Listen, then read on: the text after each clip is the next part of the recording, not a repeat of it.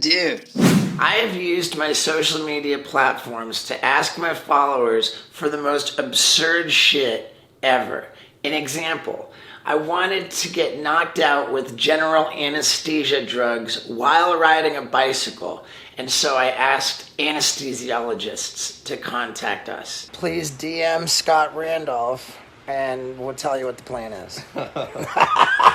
It was aggressively illegal. All right, gentlemen, I want you to not meet John Doe.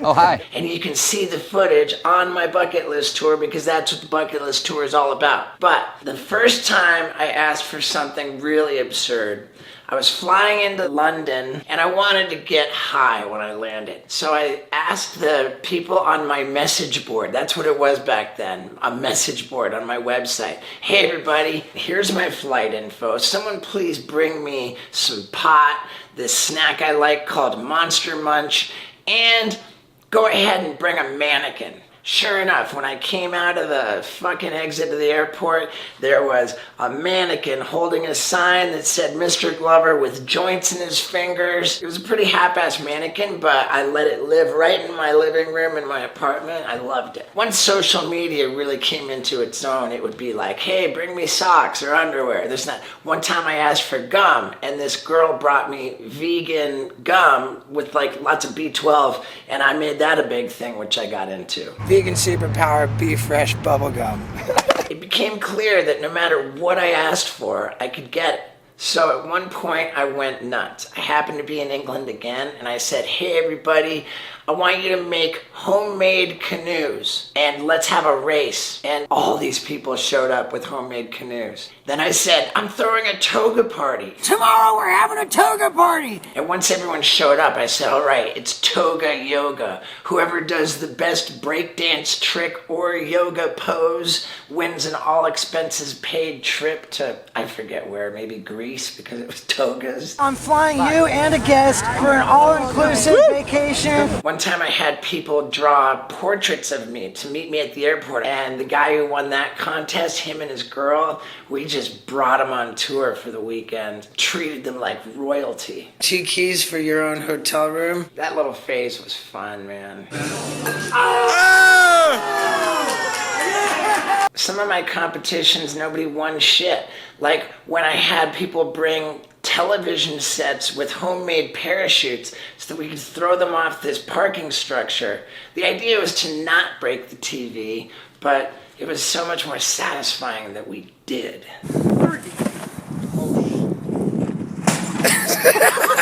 Over the last couple years, I've been on a pretty major roll asking for stuff, like the anesthesiologists. There was the time when I wanted to actually ejaculate butt naked with a dude strapped to my back while falling out of an airplane. You get to see that on my bucket list tour as well. There was another one I wanted to blow up mannequins. Look what the good people of Alabama have done.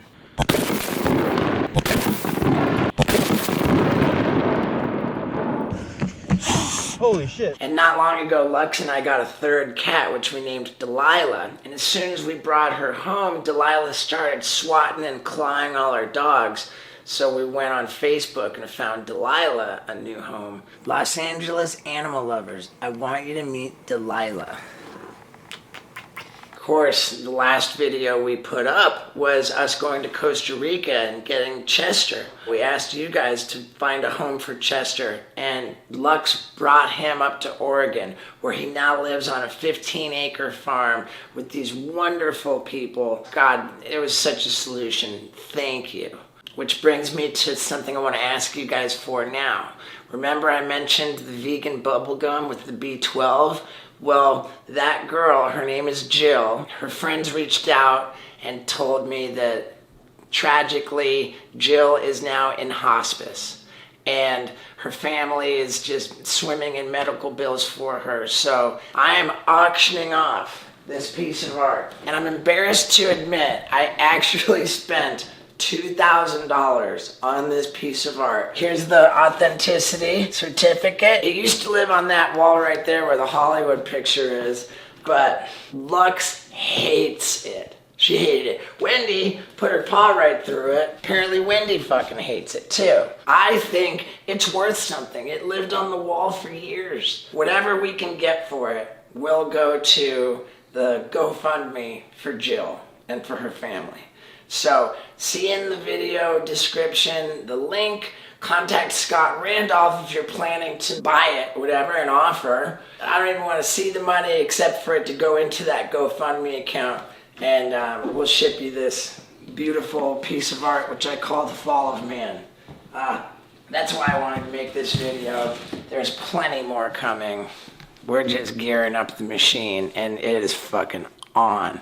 So like this, make sure you're subscribed, and get ready because next month, the fucking machine is gonna be cranking. Yeah, dude.